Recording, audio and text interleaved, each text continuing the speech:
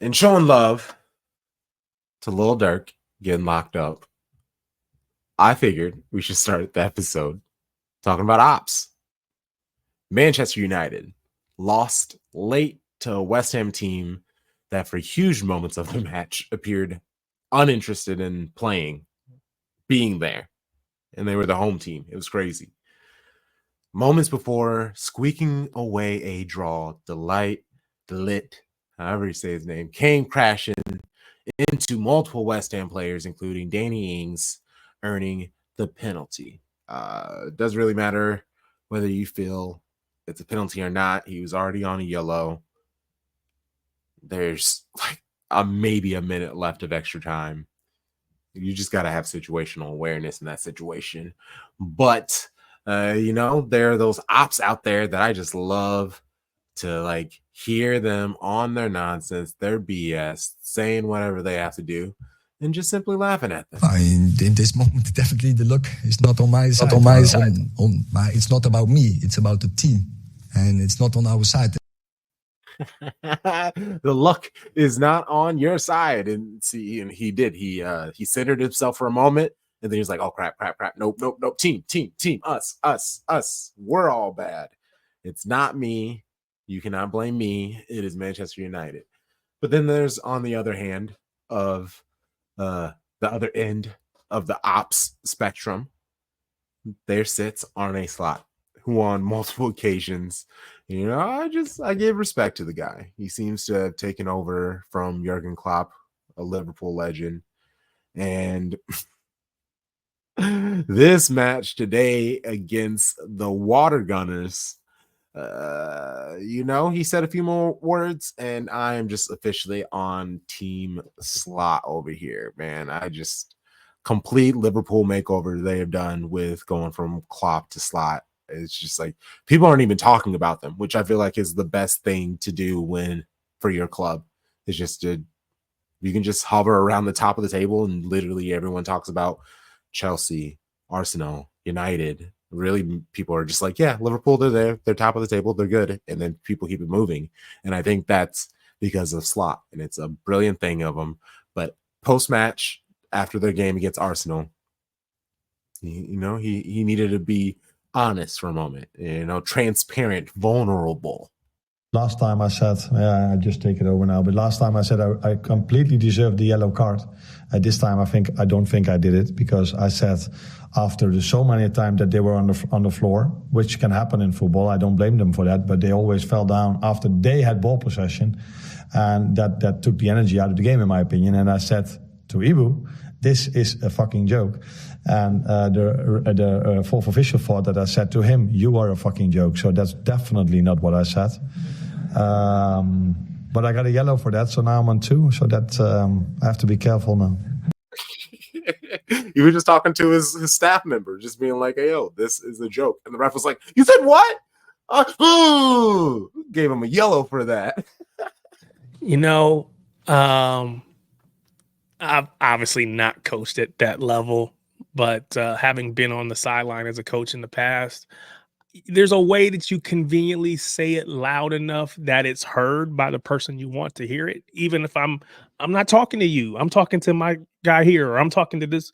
I've been there. So yeah, I give him props because, like you said, again, calling out the nonsense from the Arsenal standpoint, but I think there's probably a little hint of, I was talking to this person, but I was talking loud enough to make sure you heard me say it. Right. So, I can't prove that. I don't know it. If he says he didn't do it, he didn't do it. But he was talking to his staff member, but loud enough that the refs, especially Arteta,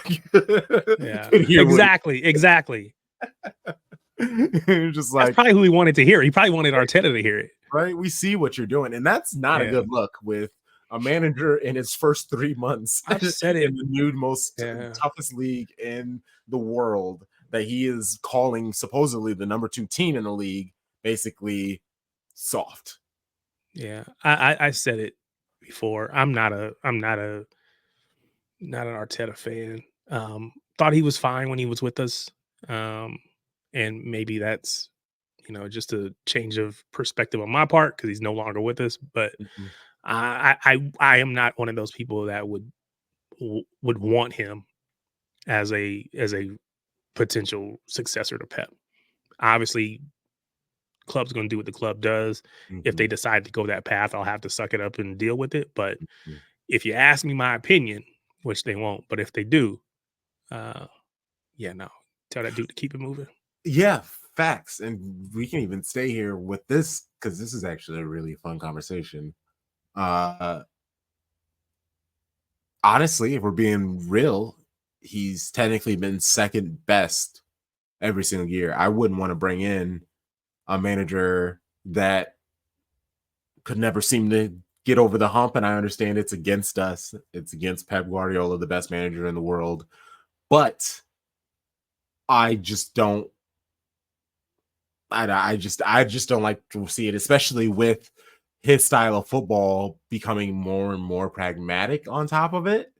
And so it's just like even the excitable, fun football playing style that you had once upon a time, I feel like he's just gotten so lost in the sauce that that's just kind of what he's doing. And we can't say, well, it's styled after Pep, but we now are seeing Pep ball. They're balling out. We're seeing moments where, yes, we have the 1-0 win against Southampton. We have some draws, but we have some 4-5 goal matches, 6-goal matches in this season, last season, under those more pragmatic styles. So I don't know. I wouldn't want him at all. I'm with you. Yeah. And we're not, and this isn't even the focus of this episode. So, At all. This is the just folks that are listening are probably like, move on. Stop talking about Arteta. It's just us two. Whatever. We're But gonna see conversations. yeah. So what I would say is this: the best thing that he has done Why do you have to do is this? the best thing he's done is get the set piece coach. If you take that man away, I know. they don't have anything. Like at all. They're scoring off set pieces and whatever. They did it again today. If you take that away, they're not even in this conversation. That's the best thing that he has done. Nothing else, none of that matters. Go get us somebody to come in and put pieces in place that can help us get goals, because nothing else he's doing is of any consequence, or there's no real success in it. Is what it is. That's the best thing he's done as a manager, and that's quite sad, to be honest. Your best move as a manager is getting someone else to come in and do your job. Yeah, I was looking up their XG from open play and then from corners and set pieces. And yeah, it is basically they're from corner and set pieces is half the amount of XG from open play, which which is exactly what it is. They do get almost half of their goals and stuff. But anyway, we're over this. You are like Charlie. You're going off of stats, and I appreciate that about y'all. I didn't need stats to tell me that. I just going off of what I feel. It's all vibes over here, baby. I knew just how I feel that man, it's all about set pieces. So I'm glad that the stats back me up. I didn't know that when I said it. I was just saying how I felt. So, but I appreciate you for holding me holding me to account, making sure. I got you. Support my show, bro, when I can. And with City in comparison, their total XG from corners, set pieces, and everything like that, it's maybe a 6 of their overall. So we know that we could be a lot better at set pieces if we can just snatch their set piece coast. And then I think he was with us, and I think he might have been recommended by Mikel Arteta originally. And so when Arteta left, he took him with him. But I'm pretty sure he was originally with us at one point. Fucking stinks. Anyway, we'll get started into this episode. 10 minutes into this episode, we make it hard over here. Capitalize A. I hate the most is when you don't want the ball. I hate it. have permission to make a mistake. You have permission to lose. You have permission. And that's when we get big.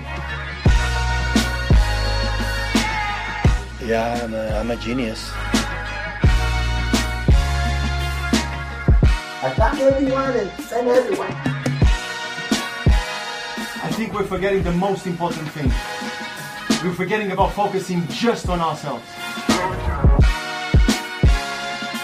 But we can do better. We need to take the next step, and there's no better place than taking the next step here. Show ourselves out there how much we want to win it again. We win 4 of the last 5 Premier League, guys. 4 of the last 5 Premier League. Are we going to do it again? Don't ask me again about doubles, triples, quadruples, fifth-tuples, six-tuples, and seven-tuples. So, don't do it. Hey, welcome to episode 114 of Shades of Blue. World's famous. We are the most comprehensive show about Manchester City, covering both the men's and women's game, spanning both sides of the Mason-Dixon line. We making art over here, capitalize the A. You know, it's 2. It's tag team, Midwest stand up. We representing the real Midwest. You know, Tom bombing at Kansas City, that Midwest South, that little like fringe space. It's true Midwest over here. Stand up. It's me. I'm here with the show, bro. Tarik. What up? Oh, man. What's good? I'm great. Yeah, you know, I appreciate you trying to bring enough energy for the people that aren't able to make it tonight for the various reasons. You know, normally it's 4 or 5 of us, and I appreciate you bringing at least 3 people's worth of energy. Let's go. Let's get it. It's been a great weekend. You know, City did their thing. Arsenal crumbled. Liverpool gave up the first place spot. Manchester United's in 14th. Packers got beat in heartbroken fashion. Always love when they get heartbroken. And then the Packers won and the Bears lost, also in a heartbreaking fashion. Oh, man, what a time to be alive. Crunk Pestilence is happy, you know. Oh, man. But before we get to anything else at all, please, if you're on YouTube, hit the thumbs up for us. Show some love. Subscribe if this is the first time you're ending up watching us. We appreciate you. And if you're listening to the audio venture, Apple Podcasts, Spotify, Good Pods, any of those things, rate, review, share, let people know that we're out here. It all helps elevate, amplify our show somehow, some way. In today's episode, you know, the baby blue baddies, they're on international duty, so it's all Man City men. We got to review City wins against Sparta Prague and Southampton. I'm going to ask the question. We're going to have it. Is Gundo Washed? And can Nunes be the key to help City win another PL title? We will discuss 2 away games this week. We are going to preview Carabao Cup against Tottenham and Premier League against Bournemouth. For the shows this week, Monday night, I welcome on Scott from Tottenham Depot Podcast to Breaking Bread, our match preview series. 8 p.m. Central is when we will be live on YouTube, Twitch, and Twitter. Thursday night is our lit stream. It's where we bring on 3 most dope guests, one at a time, to talk any and all things soccer. No filter needed, no thoughts held back. So our guest this week, shout out to New York Sky Blues, Christelle. I think this is like her 3rd or 4th time being on, so she's a leader right now. One of the most appearances in the lit stream. Shout out to her. Paulina, who is one half of Arsenal 86 Podcasts. It is Shades of Blue Networks, our Arsenal podcast.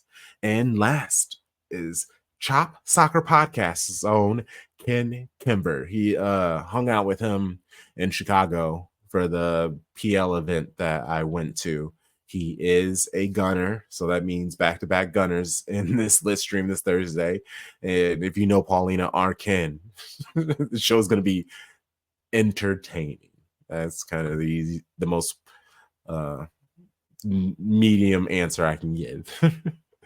And then I might do a watch along for City Women versus Tottenham. I don't know.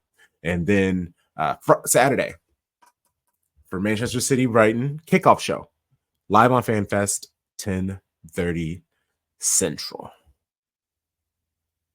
All right, let's get into some football. Pep was asked if coming back from behind constantly is a bad thing. Before it didn't happen, we were not able to come back. Now we proved many times we can do it, but it's not the ideal situation. I prefer go to 2-0 up than going down. But sometimes I listen, this cannot happen. Of course can happen. No, this cannot happen again. Of course can happen again. The football is like that. But the way we play against Wolves, I like a lot. So the first action, you can see the goal. We have to try to board it. We wanted to work board it. It's better, but it's football. So the first action in Brentford, long balls, and score 1 goal in the first minute. But Brentford has done it in 3 or 4 in a row. Scored the first beamer. I have to try because it's more difficult, right? It's more difficult. But yeah, this is not something like I'm concerned a lot, Not something I'm concerned about,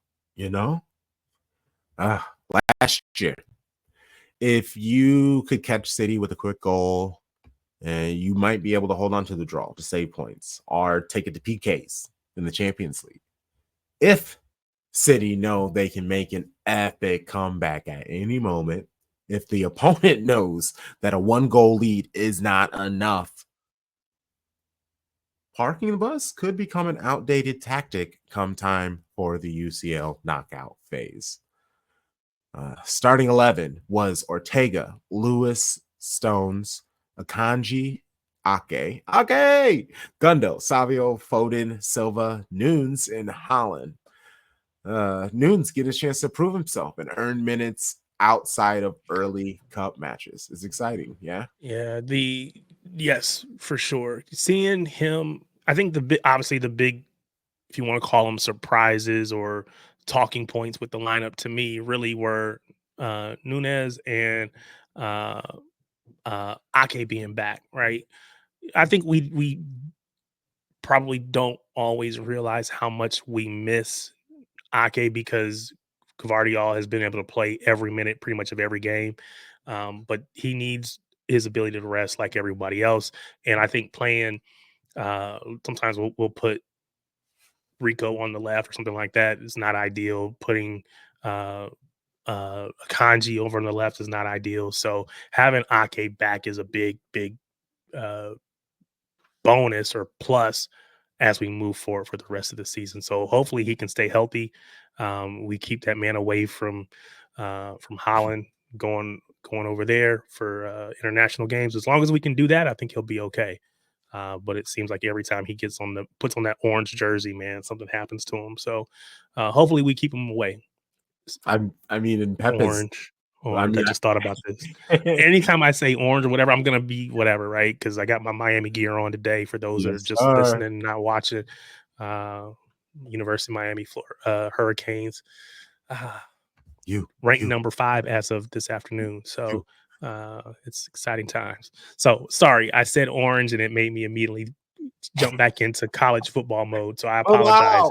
I apologize. I'm gonna be footy minded for the next however many minutes. Do your best. That's all I can ever ask of you. Well, just don't say Cam or Ward, and we'll be okay. But it's funny because it is hard for my mind to switch back and forth.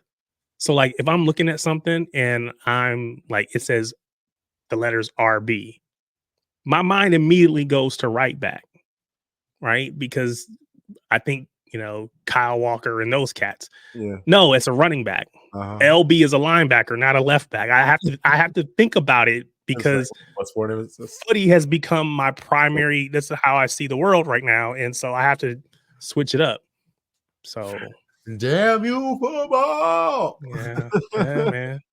But it's good to be good again. But anyway, let's get back to this match. Well, you talking about Ake and his injuries, which is, I played it a few weeks ago. Pep specifically called out Ake, basically being like, every single time he comes back, he's injured, and I don't know what's going on over there. This time, he actually went at John Stones a little bit and kind of like stepped back and just was given his thought process on how the whole national team situation should work. Is that fair? I never was so angry like that moment. Never ever before I was so disappointed. It was a friendly game. And we were playing quarterfinals against Madrid and the Premier League to win it. For the friendly games, come back to Blaze injured. No, I didn't like it at all. I know they don't want to get injured. You know that? The players, they want to get injured. I always encourage them to go to the national team. It's a pleasure. But in this friendly game, you cannot come back injured. I'm sorry. You are focused. In friendly game, you cannot come back injured when you're playing quarterfinals of the Champions League. Because there are a lot of work here behind. They are the first that make a lot of work behind, to arrive in the last stages of the season with a chance to win the titles. We are well paid here. The club pay us, not the national teams. Yeah. And it's going to be a thing where this conversation, it's going to have to happen eventually. Players are going to, and we're kind of seeing it where players are just saying they're injured and not showing up. Well, again, we talked about a little bit about Arsenal earlier, but you think about Ben White. Ben White, he has his own reasons supposedly about why he didn't want to go, but he's refused to call up for England. And now the question is, should he ever get another call up? There are people who feel that he shouldn't. The only thing that I would say about Johnny Stones is I probably don't know how old is Stones? He's 30 something. Is he that old? I thought he was like, is he only 30? Yeah, no, he's 30. Okay, because I was gonna say he's on the back end of his career. He's at a place where it's probably okay to say, you know what, my national team career is over with. My international career is over with. I'm going to retire from international duty and just focus on the league, focus on my club team. Now, again, I don't expect him to do that right this second, but the upcoming World Cup is 2026. Yes, sir. In the U.S. Is that right? U.S. Yep. Mexico and Canada. So I could see him saying, you know what, after the 2026 World Cup, I've done it. Either we won it, we didn't, whatever. It's probably time for Johnny Stones to say goodbye. But we'll see. Obviously, that's easy for me to say because it's not my career. But when you see that trying to do this is impacting the thing that is my primary focus, the way I get paid, my club team, I got to make a choice. Mm-hmm. And unfortunately, my body's not cooperating with trying to do both. So I can only do one. I need to pick, or I walk away from this club team, pick one that doesn't have the same requirements, doesn't have the same expectations, and do it that way. It's obviously on the table for him, but we'll see. I think he's got a contract situation that we're gonna have to. That's probably gonna play a part in all of that, right? We can't keep paying you good money if you're not available. That's a difficult conversation to have. I love Johnny Stones. I've said this multiple times. I think when he is at his best, it's kind of hard to say now with Gvardiol, but I feel like at his best, he is our best defender. Gvardiol might be pushing him for that. I don't know. But he's our overall best player as a defender. But biggest ability is availability. Anyway. Facts. And we can talk about whatever we want, like I said, because this match, big win, but tell it 2 halves, sure. But really, the first half was incredibly dominant statistically, just as the second ones we just scored. In the match overall, 580 more passes than Sparta Prague, 57 touches in their box, Second half, City scored 4 goals off an XG of 2.01. And the goals we can discuss, of course. But I do think, like I hinted in the beginning of the episode, it's time we have a conversation that nobody, I'm just kidding, everybody's having the conversation. Is Gundo washed? I'm being facetious with that. You know, you got to say that to lead it in. You got to say the trigger words that make people like, ooh, I want to listen. But it's been 3 months and people are really already turning on him. And before the Rodri injury, he was going to help Rodri get rest, which meant super sub. Rodri going That's down. how I look at it too. Right. And so Rodri going down forced Gundo into this job responsibility that nobody expected. That's one thing. And then there's a whole other thing that if you just look at workload, which workload from another way, and I will give numbers, statistics to back that. This season, he's averaging about 61 minutes off of 11 appearances. It gets real spooky when you look at it last season when he was at Barca. He had 51 appearances in 4 different cops, adding up to 4,180 minutes. There were only 3 players at Manchester City last season who had the same or more minutes than Gundo at Barcelona. Kyle Walker, who hasn't had a great season so far. Phil Foden, who legitimately admitted to having burnout. Not great. And then Rodri, who has an ACL injury. So, my show bros, what are your thoughts on Gundo? Yeah, I'm with you 100%. I don't think I'm pretty certain he was not brought in to be playing starting midfield minutes week in, week out. Unfortunately, Rodri got hurt.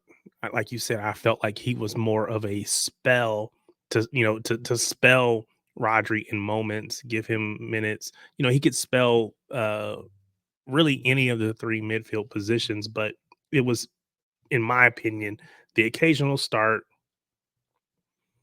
mostly a lot of off the bench appearances. Unfortunately, that wasn't in the cards when Roger went down. We don't have we have not to this point, because I kind of see where we might be going. We have not to this point had another alternative. And so he's had to play. But I think, to your point, that he played a lot of minutes last year, he's played a lot of minutes this year. I think he probably just needs a little bit of rest. And if we can minimize his minutes, I think we'd see the best out of him more consistently. Yeah. Almost 400 more minutes last year at Barca than he had the previous year back at City when he did the comeback. Like it's wild that. And I mean, I know that's exactly what Barca needed to do, but there were so many 90 minutes when I was looking at his numbers. It was just 90, 90, 90, 90, 90, 90, 90. And I'm just like, yikes. Well, the Foden goal. Akanji strolls off the pitch, laying the ball off to Foden, who hits his combo of patented moves. He receives the ball, hits the turn and burn, driving past the defender in the box, unleashes a no-look shot low and cross the keeper. Foden again mentioning the burnouts. That would explain his unexplained absence early in the season. I do appreciate Foden for opening up about that, being transparent about us, telling it, because Pep legit was just being like, he'll be here when he be here. And that's so I haven't heard what he say. What did he say? He basically was just like, I have had a burnout. It was, and he used the word burnout. It was a long season. Because all you can find on it is just the words. I've been searching everywhere for the video of it. That's what I was trying to find last week. But you just get the words. And I'm paraphrasing, except for he said, I had burnout after the long season. I've just been doing this for such a long time. You know, it's tough. I just wasn't in it. I wasn't focused. And it's really funny because Pep has basically, he was saying that stuff at the beginning of the season. And we all thought he was talking about Rodri. But apparently he was talking about Phil Foden. because he was just like, hey, go rest, come back when you want to come back, play when you want to play. It's okay. I understand the Euros. And we all thought he was talking about Rodri. When he was just because Rodri had been more vocal about, hey, I've been playing a bunch of minutes last season. He's been vocal with just the media in general saying, hey, we as players need a break. He said, he went as far as to say, you know what? And again, paraphrasing, ain't none of this without us. We should just shut it down. That's pretty much what he was saying. And so, yeah, you're right. I think that when we heard Pep's comments, we heard it with that tint to it and just assumed it was Rodri because of the things that we knew or the things we had heard previously. But it does make sense if this was a Phil thing, or at least partially a Phil thing, even if it's not totally, but even partially a Phil thing, because he had a lot of time off or a lot of time away, and it wasn't really clear how much of it was self-imposed. He just wanted to be away versus how much of it was Pep saying, "No, I'm just not playing you for whatever reason." So, right? Any additional clarity is great. Okay. So the first half ends with that one goal. Do you want more? We were expecting more, right? Oh, absolutely. So were you absolutely? Hot? Were you worried? Not hot, not worried, but just like, we gotta be better. We gotta get, I don't know how many shots we had first half or whatever, but if I remember 12 right, shots. Yep. 12 shots, 3, 4 on target. Yep. 4 on target, something like that. So it just felt like, we just needed a second one. I didn't think that they could hold up defensively forever, but you wanted to see a second goal that first half. I thought maybe we get 2 and 2, something like that. I've said before, we tend to wear teams down. They just can't compete for 90 minutes with us. So the back half of games, they're just dead, except for substitutions, right? So if you can substitute players and manage it that way, otherwise we will run you in the ground and then we will run it up towards the end. I thought we would be just more consistently, we'd score every 15, 20 minutes, we'd score a goal just because they couldn't keep up. But took a little bit. It did take a little bit. Yeah. It was disappointing. I mean, it was frustrating, but yeah. We got there though, and when we got there, whoa! Flying back heel goal from Haaland with the Savinho assist. The filthy step overs left the defender behind. He sent in a delectable cross. When it was going up, you're just like, what's gonna happen? And even I've watched the replay so many times, you just see him jump and just turn like I'm it's one of those things where you could tell he visualized himself hitting the ball and his body just was like, all right, this is what I do. That's not something that he could recreate, which is not really something I can say because he kind of did recreate it in a way. I was gonna say he's had a goal very similar to this, but you're right. It's not one of those things where I don't know that, again, he is a goal scorer. So if the ball's anywhere where I can put it in the net, he's gonna find a way. It doesn't have to be a traditional, look like every other goal that everybody else scores, right? No, just give me close. I'll put the ball in the back of the net. So it's quite amazing, the body control and all the things that he can do to even just be able to put the ball on target. It's just crazy. Bro, like it was so sexy. It was great. Yeah, and then we got the Stones goal. Stonesy strikes again from set piece. Nunes with tons of time. Gundo was the one who got him. That was the key pass. Found him. It was a short play, but I'm pretty sure it was a deflection from an in-swinging ball. But it doesn't really matter. Wonderful cross. It's where Johnny Stones all really had to do is get good connection, and it just beautifully fell over the keeper, nestled safely into the goal. We're out here, and it's good to see. And you said it, when John Stones is here, he is our best defender, and it's just because of all of the ways that he helps our club. And on every facet, he is exemplary, and that's what really is going to help us win a double if we want to with the Champions League and the Premier League. If that's a possibility, obviously everybody on the squad is going to need to be healthy, but for our defense, I do think he's going to be key, because especially in this modern football where when every team plays us in a low block, you're going to need every player who can score as possible. And he's one of those people who can score on the attack with his foot, with his head, any way possible and needed. So yeah, love him. Yeah, I think he is probably our best overall defender, like I said. If we're saying center back, again, Vardiol is amazing, but he's primarily playing as a left back, so I'm not going to include him in that. But I think, having Stones and Akanji is probably the two. Stones is the best all around, in my opinion. Akanji is probably the most in form.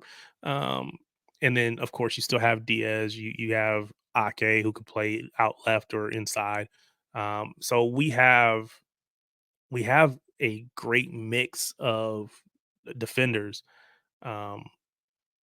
such that we don't have to burn people out. We can give people rest. And so we just hope that everybody stays healthy. The issue is when people are not available and we have to run the same faces out consistently, that we run the risk of burnout and injury. So yeah. Haaland's brace, the goal most City fans saw a million times in slow motion and on social media. Sparta, who were trying to stop the bleeding, went back to parking the bus, and then City broke out the move that legitimately broke my brain. And before we get to the goal, we can talk about it.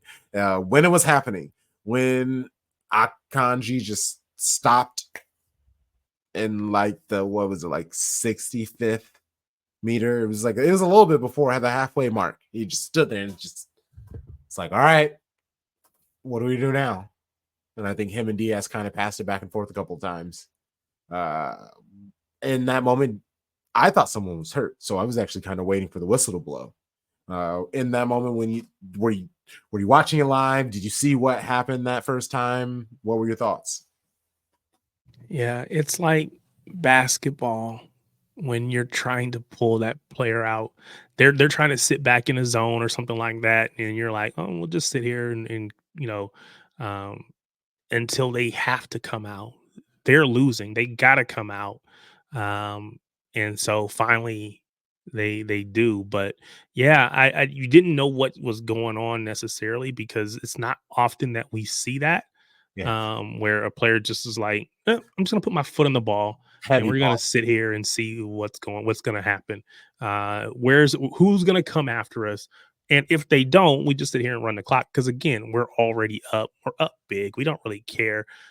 Are you gonna come out here and get us? And if you do, you open yourself up.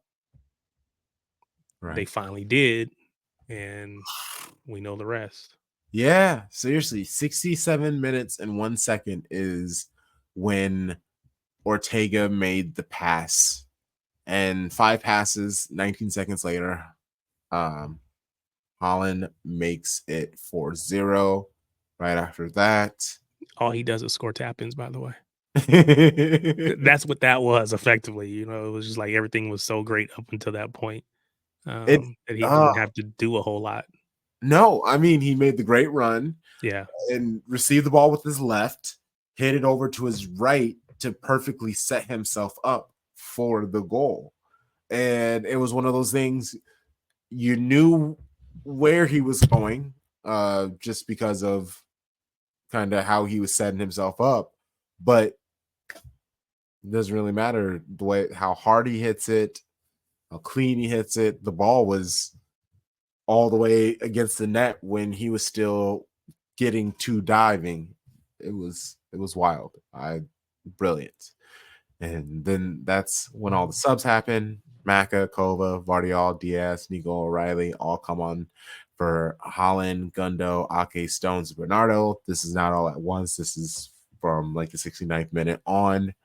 But it is what it is. And then Nunes gets a penalty. He's able to get the foul and take the shots. It reminds me of like street ball, where if you earn the foul, you just take it or whatever. No Haaland on the pitch also. So who's going to argue with him? I have also seen multiple videos of Nunes taking PKs, and he just every single time, it's gorgeous. He sends the keeper the wrong direction. The ball goes flying in. We're seeing it. So here we are, unbeaten in Champions League, sitting in third, needing to be in the top 8 to automatically make it to the knockout stage without having to play a play-in match.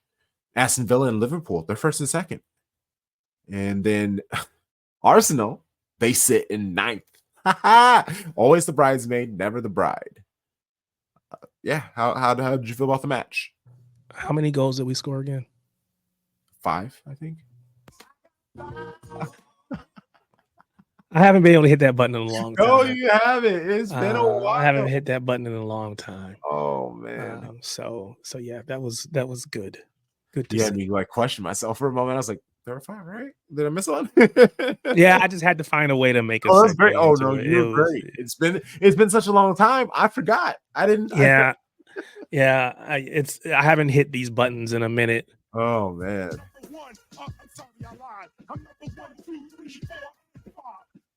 So yeah, we get 5 goals. It's always a celebration over here. Although we needed one more for 6. I was hoping we were going to get 6, but we were so close. So close. But yeah, Pep was asked about the whole standing back, waiting, pause. It's heavier than pause. It's just paused. This tactic, but there's kind of a problem with it. What would happen if we do that for the first minute? What would happen in the football? Maybe they'll press. I don't think so. Maybe. Okay, come, we'll see. But if they don't attack, I don't want to attack, what happened? In basketball, you have to play for seconds, and in tennis, you have to do something. You have to put the ball in the net. But you're there in Ruben or Manu, stay there, okay, I don't attack. What happened? So I don't know. Yeah, we score when we were deep, and we score when they jump. You know that? I don't absolutely don't misunderstand me. I'm not judging what the opponents want to do and happen. But with 2-0, they don't want to come. Why should I attack? Okay, we won the game. We go there, but of course we are fans and we have to attack. And the moment they attack, we can attack, and that we can run and always punish them. So that's why I understand sometimes they cannot do it. But the reality is that. So in football, for the rules, one team can stay, 90 minutes in the 80-yard box, nothing, make a transition goal. Oh, it's a master genius, and wow, what a nation. And it's almost funny because it's like, yeah, I can do that, but also what if they don't want to play that game? What if they just sit back and wait?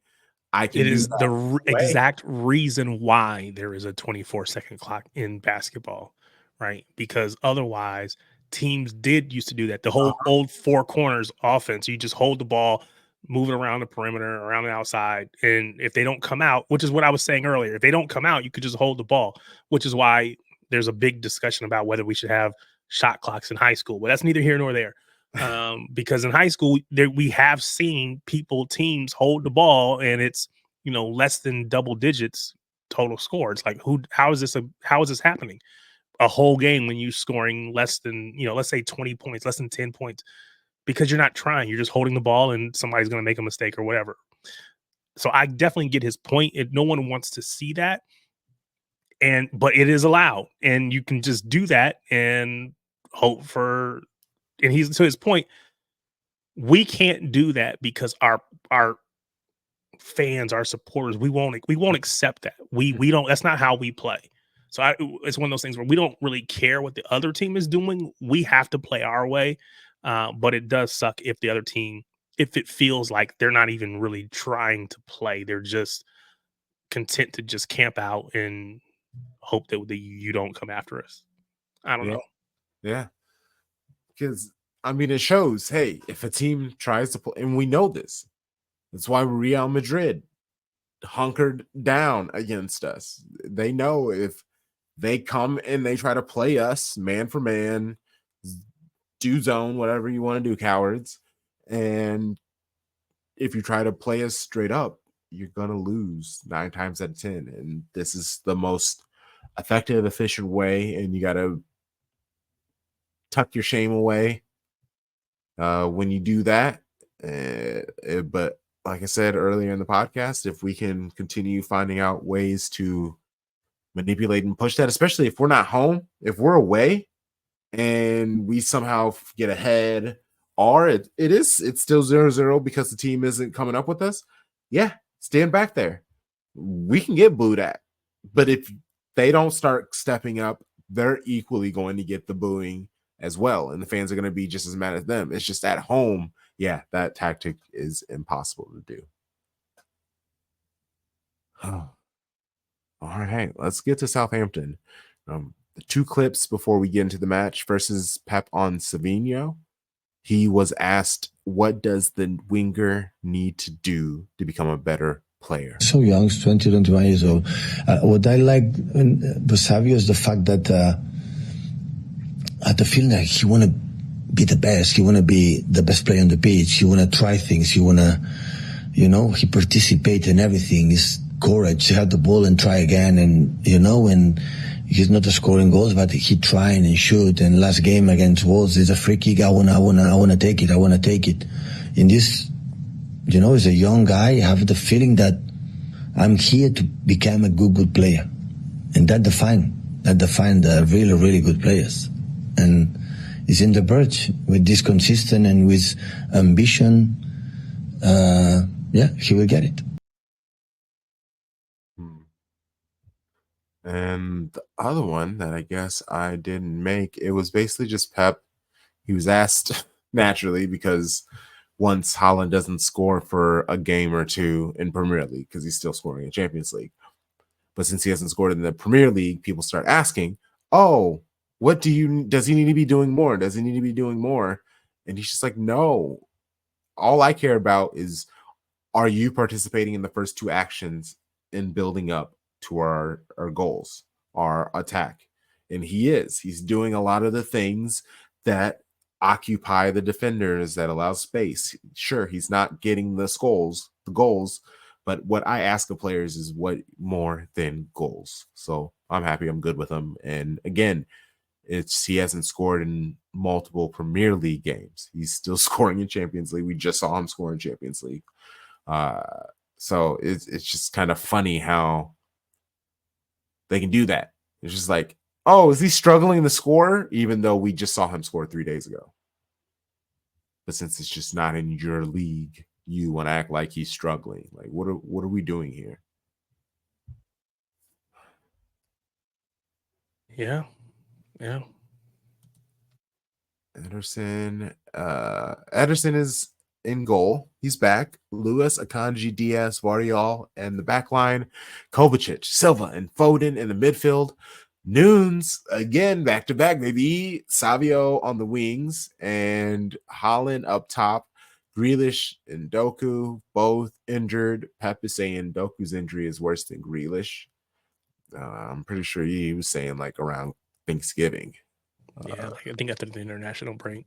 Yeah, not great. If Nunes can show his worth in this match, which we know he did, he could get all of the playing time because it's going to. There's nobody else. There's literally nobody else. It's him and Savio. Right. Yeah, and this is, like we've always said, even when we said it with Calvin Phillips and others, you have to take your opportunity when it's given. And if you do, you'll get one, Pep will start to trust you more, and then you'll get more opportunities, and you'll get more opportunities. You just have to be ready and then snatch it, take that opportunity when it comes. And so, to his credit, got the start in the midweek and basically ran the show.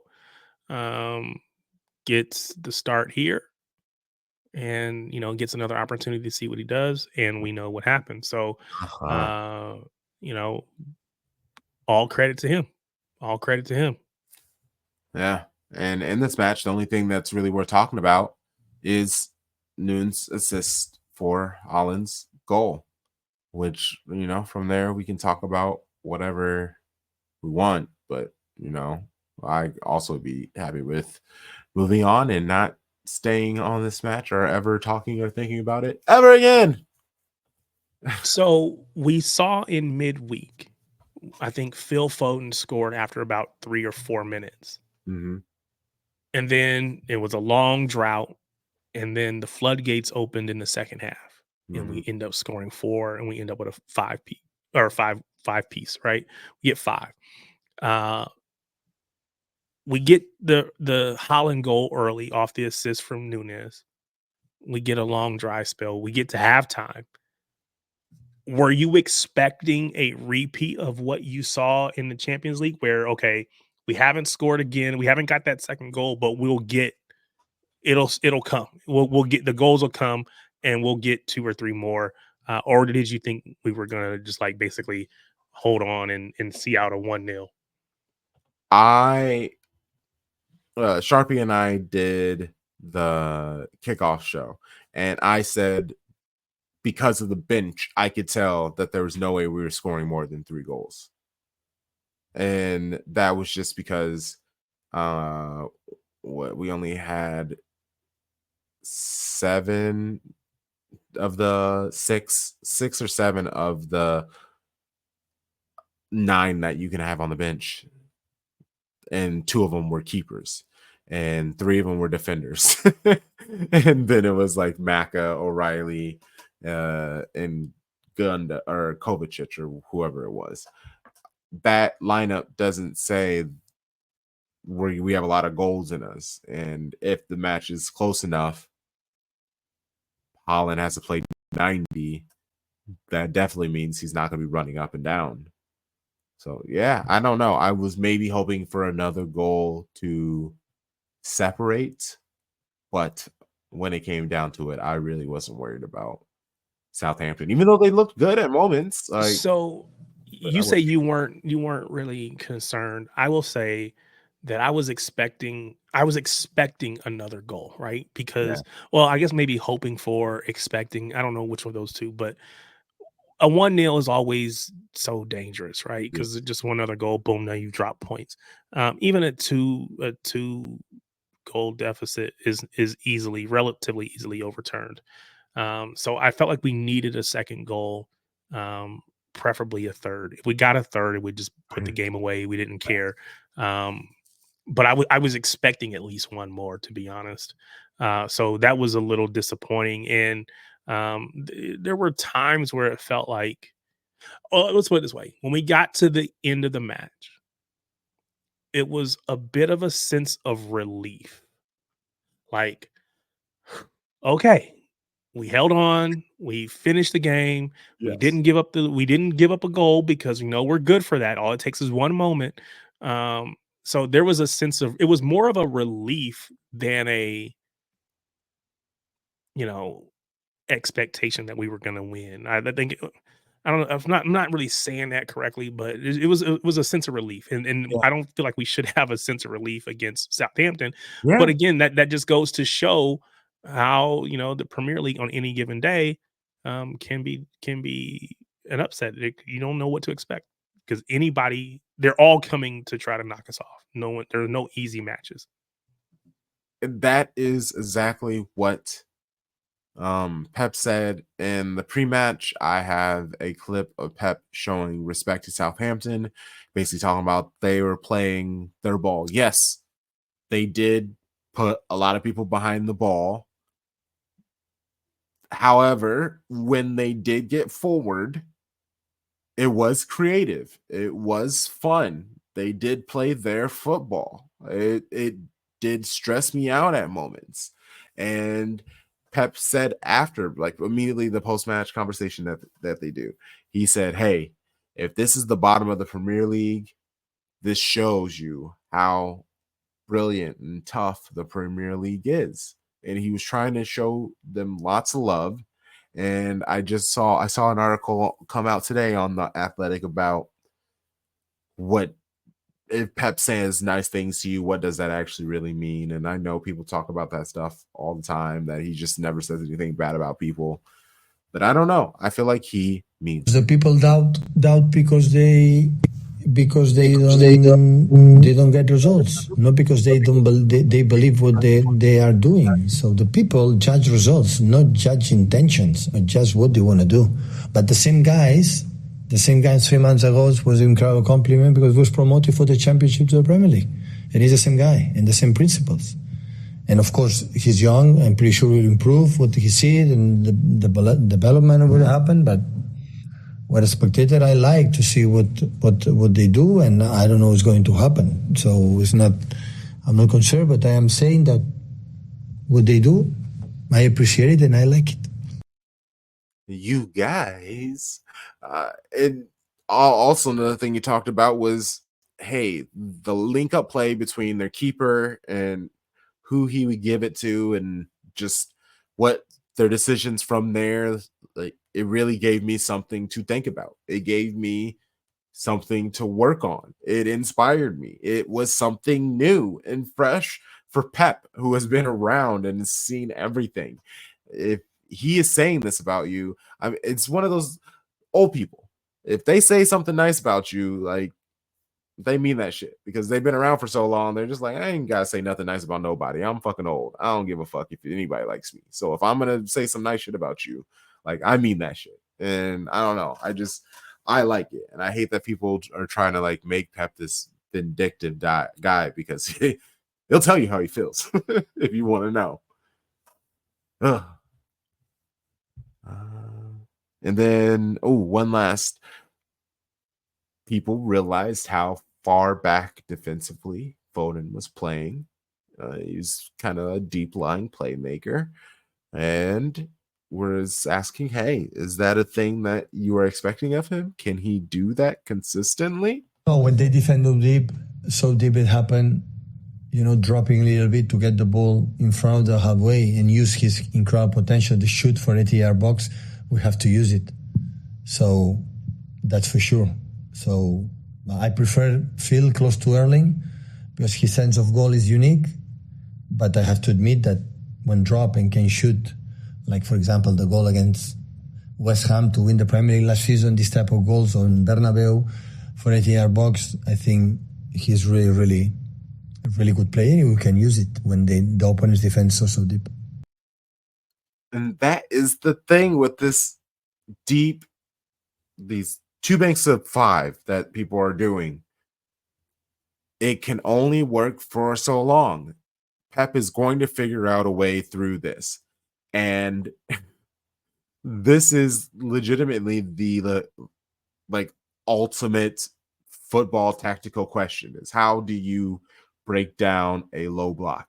And if Pep is able to figure that out, you have just unlocked a new area space in Pep's brain that he didn't even know existed.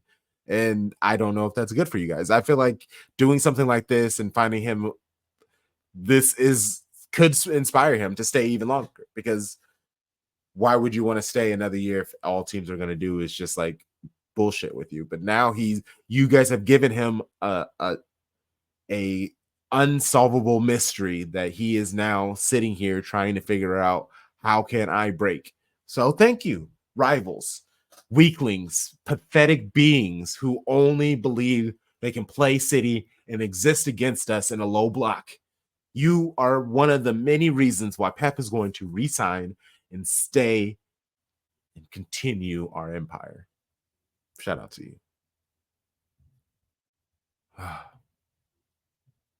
Ooh, let's get into a little everybody action with some shaka and applause.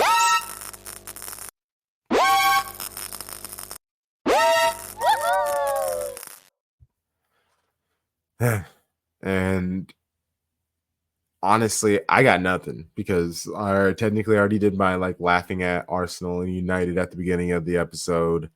And I was going to use this moment to kind of talk about the whole injury situation and, you know, the John Stones thing. But I'm kind of over it now. So, I mean, yeah. And trying to even think, oh, haha, actually, I lied. Jude Bellingham. 7 offsides. Oh, they got destroyed. Like, man's and I'm sure someone can explain to me later what that celebration that Kylian Mbappe did when he thought he scored. The whole, I don't know what that was. I don't know what that means. To me, he was saying, you know the vibes. It's the wave. He was saying Shady Gang. He's part of Shady Gang. He knows the vibes. But yeah, Real Madrid falling apart. Barcelona with a bunch of fucking kids bawling out. Insane. What do you got, Tarik? Yeah, so parking there for a moment, that was so I think it was in the midweek, Barca, they beat Bayern. They beat them pretty handily. I think it was like 4-2 or something like that. And there's been a lot of conversation because of, you know, the potential for Pep to move on in the very near future. There's been a lot of conversation about whether Vinny Company is good enough or ready to take over from Pep, depending on when he leaves. And people used that match to say Vinny's not ready. Look what he came up against Barca and they ripped him. Look what he couldn't handle it. He came up against a bigger manager, whatever, right? So they used that to kind of give him some grief. And then we saw Barca and Hansi Flick put a whooping on Carlo Ancelotti. And so now you got to ask yourself if what people consider one of the best managers of all time because of his ability to win Champions Leagues, win whatever, if he got beat like that, what did you expect from Vinny Company? You know, it's not that it was a bad loss. It was just Barca's a really good team right now. You know, I think I posted that yesterday or whatever after the match because I just wanted, you know, again, I'm not suggesting that Vinny Company is ready to. I want him to be the manager tomorrow, or if Pep walked away at the end of this year, that he would be the guy. But I think if he goes on to win the league in at Bayern, does well in Champions League, maybe not the end of this year, but if he got a year after that, I think he might be ready. Again, maybe not. But I wouldn't rule him out of contention like a lot of people feel like. It feels like a lot of people have tried to do already. So that's my take on that. For me, I'm gonna, because I've already gone down this path earlier, I'm gonna stick with the different shade of football, the egg ball shape one. And I've got to give props to my Miami Hurricanes. We won to go to advance our season to our record to 8-0 this season so far. Got, I believe, 4 more matches or games left. And so 8 wins is the most wins that we have had since 2017. 2017, we went 10-3. Since then, we've had a 7-6, a 6-7, an 8-3, a 7-5, a 5-7, 7-6, and now it's an 8-0 start to this season. So we are definitely bowl eligible. We are ranked number 5. We're in contention for the playoffs. So this is a great time if you are a listener and you are excited about college football, or you're wanting to get into college football. Now is a perfect time to jump on the Miami Hurricanes bandwagon. You know, we take all fans, even if you are a bandwagon fan, jump on, come on for this ride. Right. Now is a great time to do it. So exciting to see that.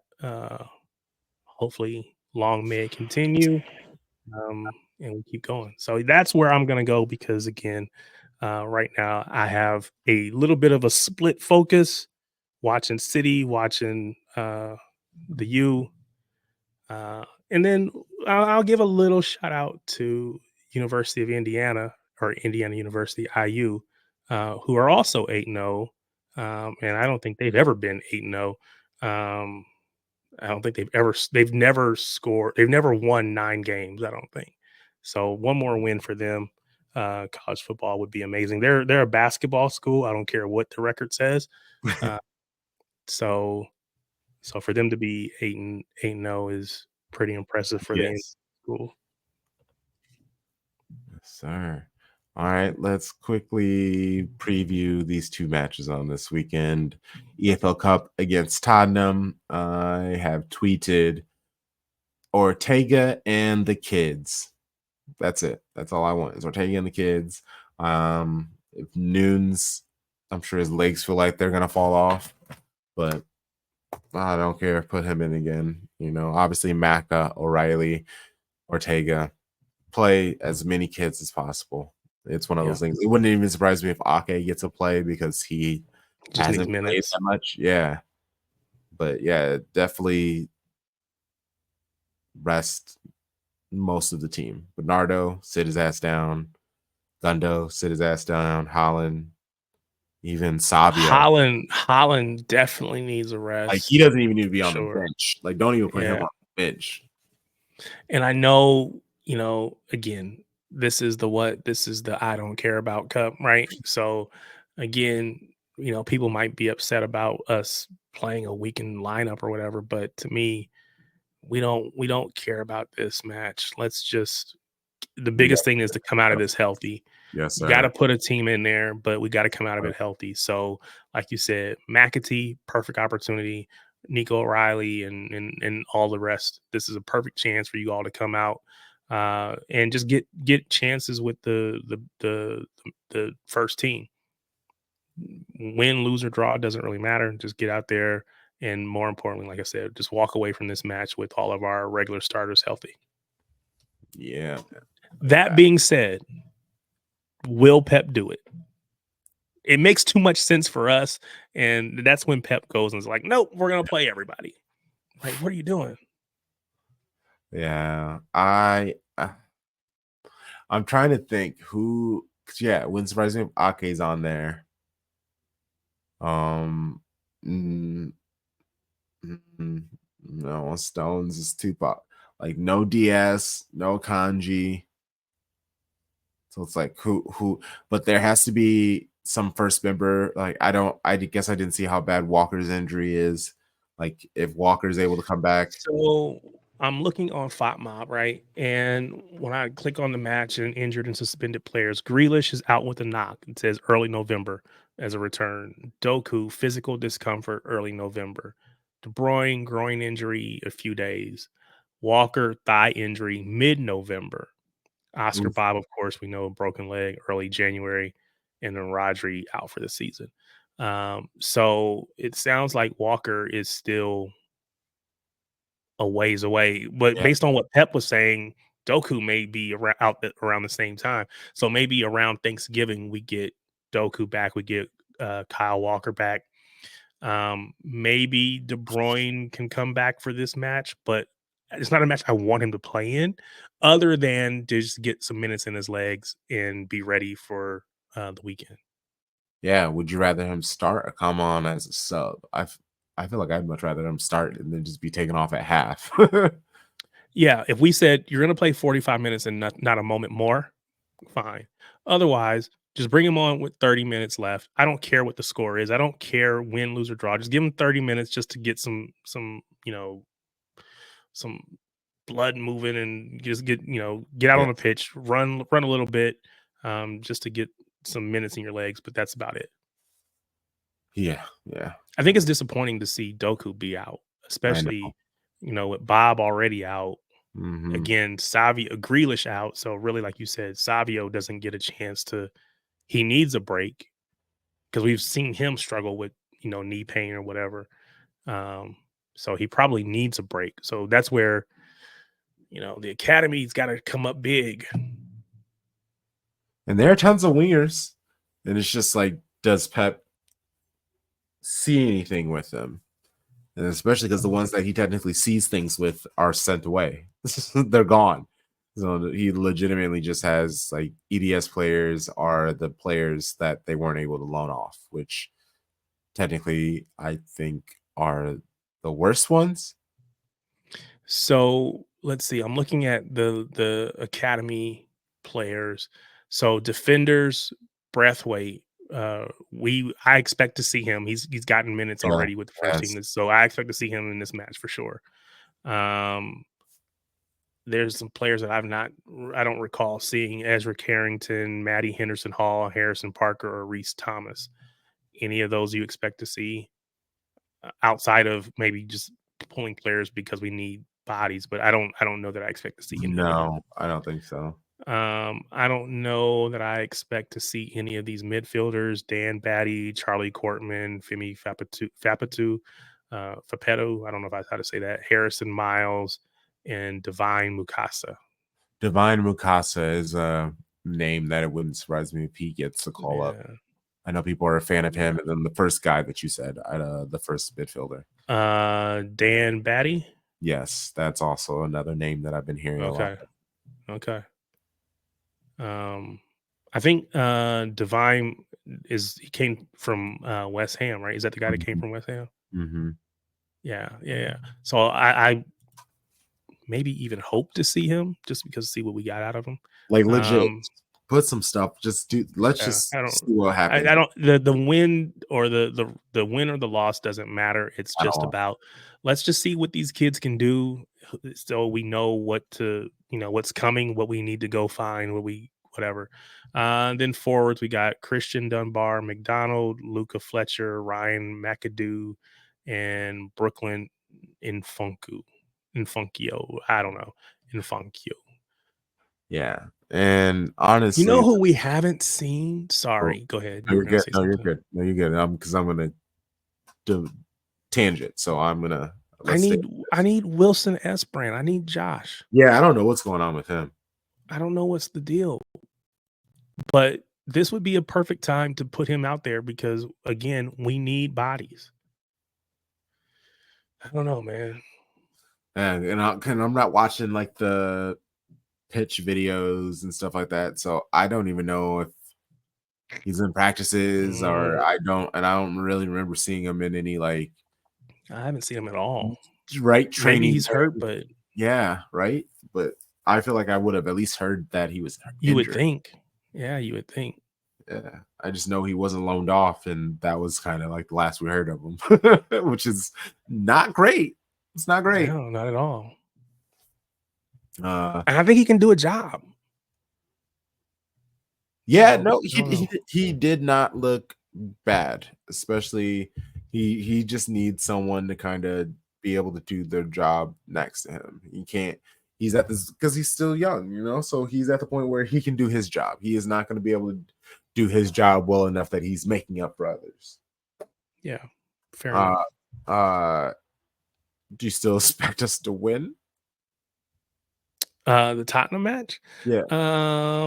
Well, based on the lineups that we are suggesting, I would say no. Right? Just being honest. Now, again, I don't know who Tottenham's going to run out there. Right. But I wouldn't expect if we go very weakened lineup and they go strong, they should win, right? Mm-hmm. So I'm not going into that match expecting a win, or I have no expectations for that match. Again, truly all I care about is getting out of that with no additional injuries.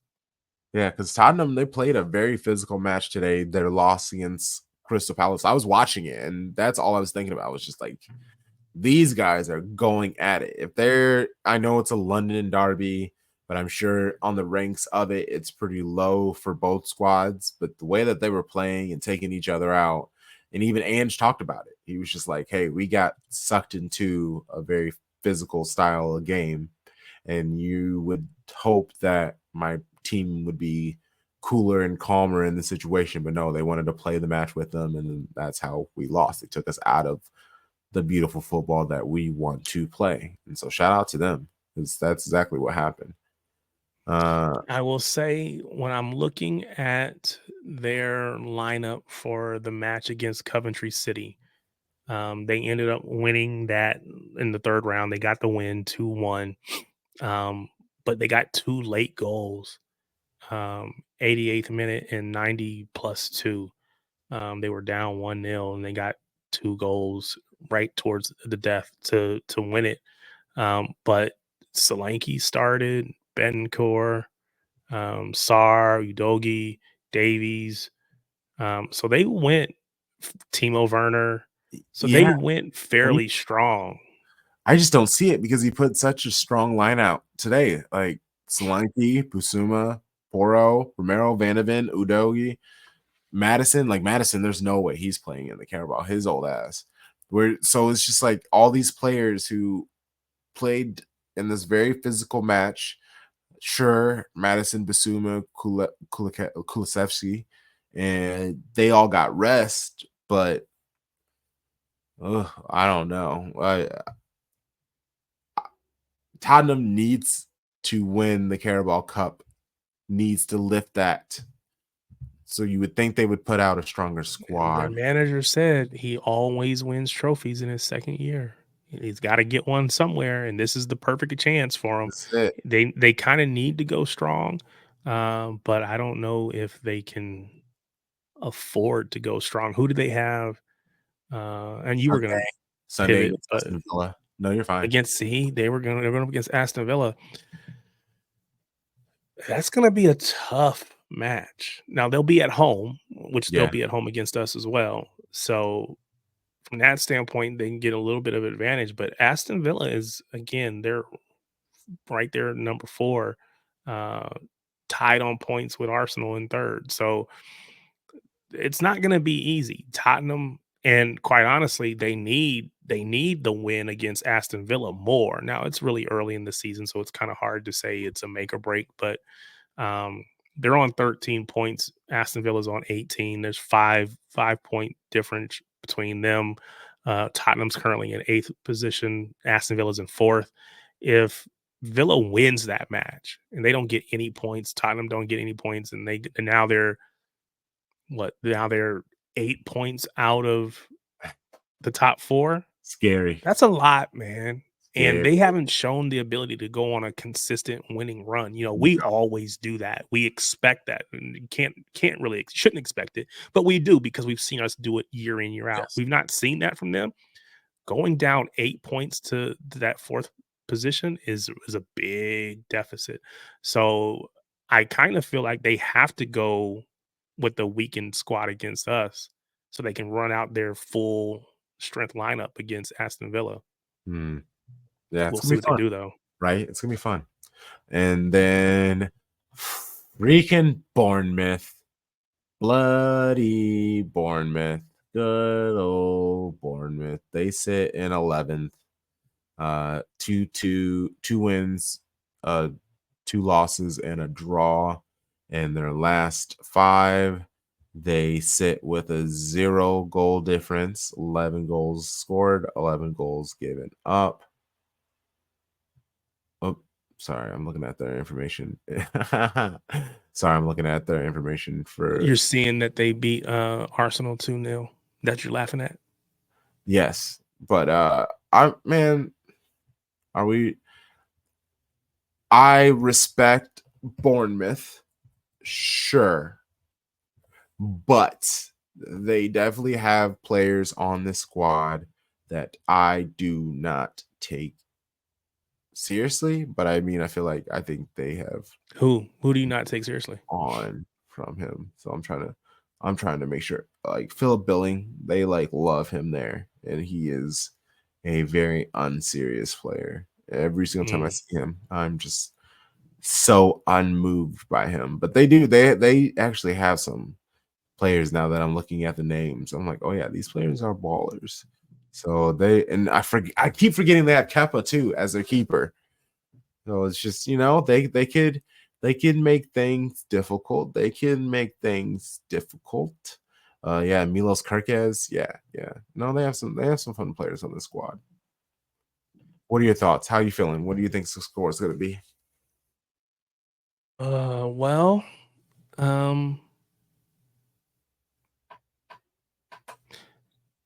I guess I want to say we get a pretty comfortable. I can't say 2-0, so I'll say 3-1.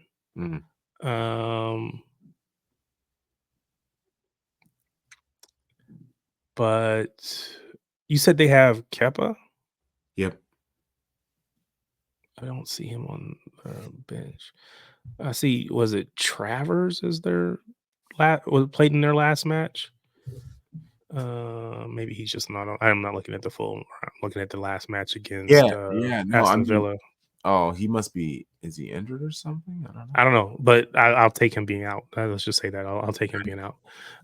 It's funny because I'm always like, oh, anytime I see a City youth player or whatever, there's Enes Ünal. I believe he's a Turkish player, forward. I don't know that he ever really got any playing time with the City Academy. I think we probably one of the, we would call him a CFG pickup right now. We bought him. He's 27 now, so it's been a little while.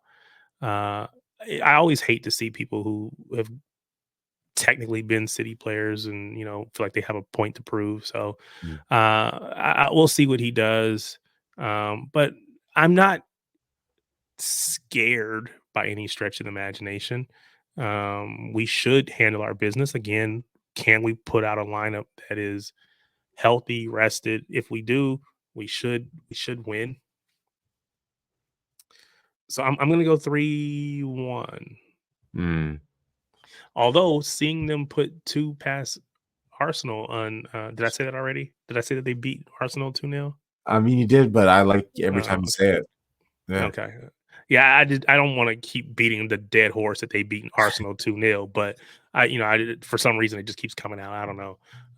So that I guess you should be a little concerned because they did put 2 past Arsenal. So we'll see. Yeah, and you got to respect that they scored 2 and kept a clean sheet against Arsenal. They did. Yeah. Get, and that's actually pretty impressive. So again, if you can defend.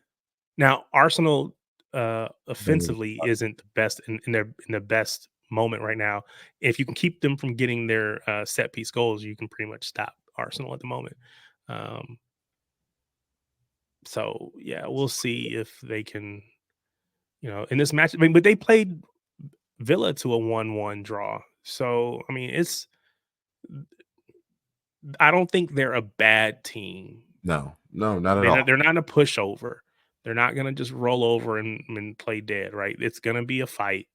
3-1, maybe 2. Maybe it's a 2-0 or a 2-1. I don't know.